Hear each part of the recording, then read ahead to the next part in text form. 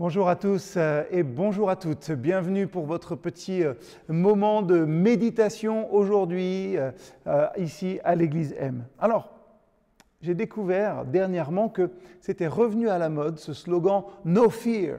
N'aie pas peur. C'est une marque, même aujourd'hui, de vêtements inspirés de la culture skate qui placarde ça sur ses produits. N'aie pas peur. C'est ce que j'ai envie de vous dire dans cette petite capsule méditative. Puisque nous sommes dans une série qui s'intitule « Rêvons ensemble », je me suis rappelé que la jeunesse, c'est le temps des projets, le temps des idéaux. La jeunesse rêve pendant que la vieillesse se souvient. Voilà ce que dit l'écrivain Nicolas Carteron. La jeunesse rêve. C'est vrai, et c'est chouette. Et je crois que nous avions tous aussi, dans l'idée quand on était plus jeune, peut-être c'est celle que vous avez parce que vous êtes encore jeune, vous avez l'idée que d'une manière ou d'une autre, vous seriez exceptionnel. Je rencontre encore et toujours aujourd'hui des gens qui ont des objectifs, une vision de ce qu'elles veulent devenir, et heureusement. Mais je ne compte plus non plus le nombre de personnes que je rencontre et qui sont bridées par une chose dans leur vie, la peur d'échouer, la peur de ce que les gens vont penser. Et du coup, bien des enthousiasmes, bien des rêves, et soyons dramatiques aujourd'hui, bien des cœurs sont brisés par cette peur de ne pas y arriver ou cette peur du qu'en dira-t-on. Pour être tout à fait honnête, je pense que nous ressentons tous à des niveaux différents cette petite crainte. On apprend vite, en vivant notre vie, que la perfection n'est pas une attente réaliste. Mais on essaye quand même. Et c'est tellement important d'être parfait, de faire la chose parfaitement, que du coup, on vit en se retenant. J'ai acheté les bonnes baskets, je cours tous les jours, mais cette course de 8 km là, je ne suis pas sûr d'y arriver, je ne vais pas m'inscrire. J'aimerais bien écrire un roman. J'ai acheté un beau cahier, j'ai acheté des super stylos, j'ai même acheté l'ordinateur pour taper mon manuscrit, mais j'ai pas le talent, je ne vais pas l'envoyer, mon travail. Notre petit groupe de musique n'est pas assez bon, je pense, pour faire un concert. On va décliner là, cette proposition. La peur, c'est quelque chose qui s'introduit si facilement quand on opte dans notre vie pour la perfection plutôt que pour l'action simple, se présenter devant les obstacles.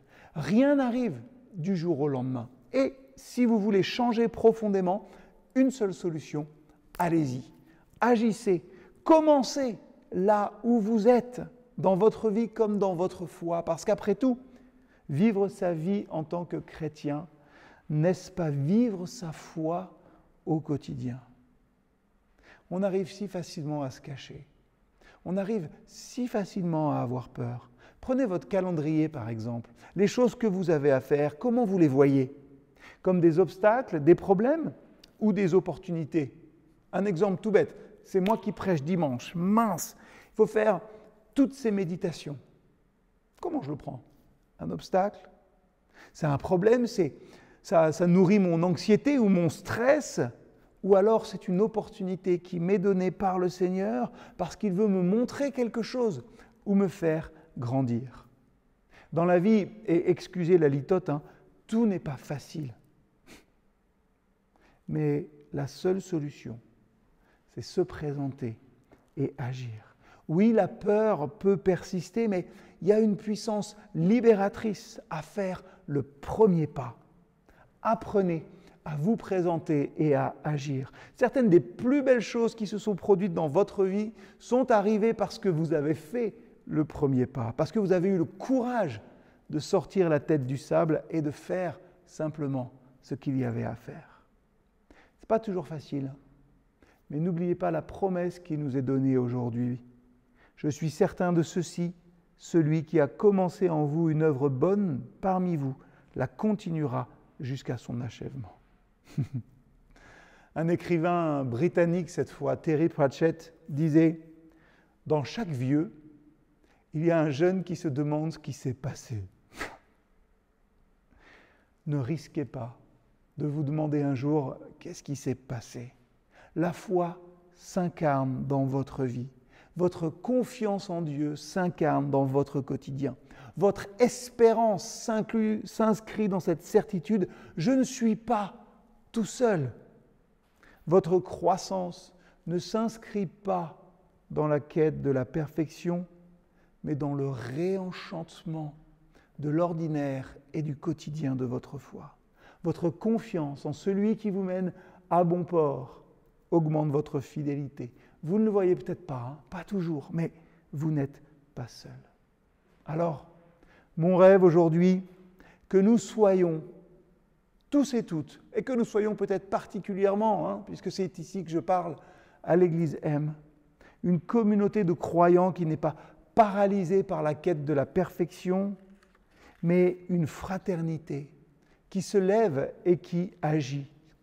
Une communauté qui fait les choses, qui se présente chaque jour devant son Dieu telle qu'elle est, avec ses manquements, avec ses peurs, mais en proclamant « L'Éternel est mon berger, je ne manquerai de rien ». Vous connaissez sans doute la suite.